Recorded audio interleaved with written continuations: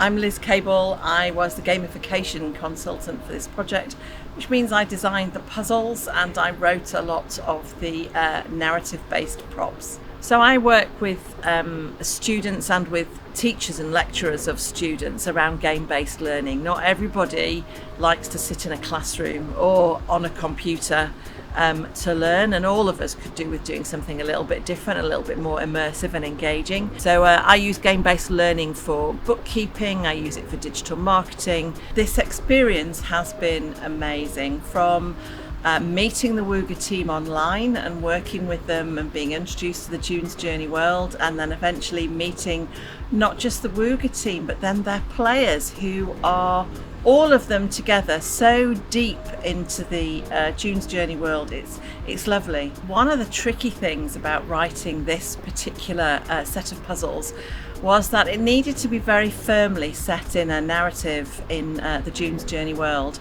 and also in the 1930s, the reality of the 1930s, which meant we couldn't have too many puzzles that were physical. We couldn't have anything that was electronic or digital in any way. That was a challenge. I talk to my students all the time about the constraints of creativity, and it did mean that probably, I would say, 19 out of 20 puzzles got thrown away because they didn't fit, or they wouldn't work in the world, or they didn't make narrative sense. So there was a lot more puzzles that were based on paperwork and figuring things out, and deduction and induction and logic. One of the murder attempts, they dropped the script call for a piece of masonry to fall from on high. So we found the perfect plant pot that was already aged to look like it belonged at Broughton Hall. But the plant I bought was a little bit small for it. So I was out digging for the dirt in the trees this morning so I could plant this plant in the plant pot, and I found a wasp's nest.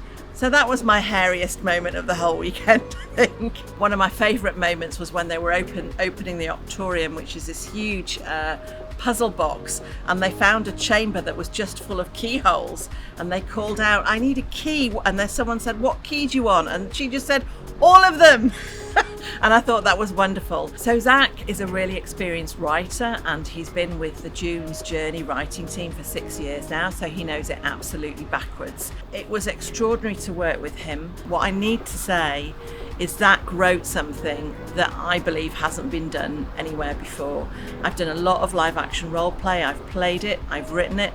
I've done a lot of immersive and escape room based events, and Zach created an event. The unique thing about it was that it had 3 different plot lines, and if the players spoke to each other, it didn't matter. They couldn't mess up each other's plot lines. They all had their own agenda and their own investigation.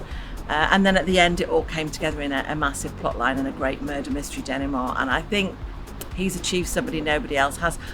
I don't think anyone else has ever attempted it, and I don't know if anyone else ever will, but it was a unique experience, and the players definitely benefited from that. I would do this experience again. I would work with the Wooga team again, and I would certainly run a murder mystery in a beautiful place like Broughton Hall again. I mean, who wouldn't?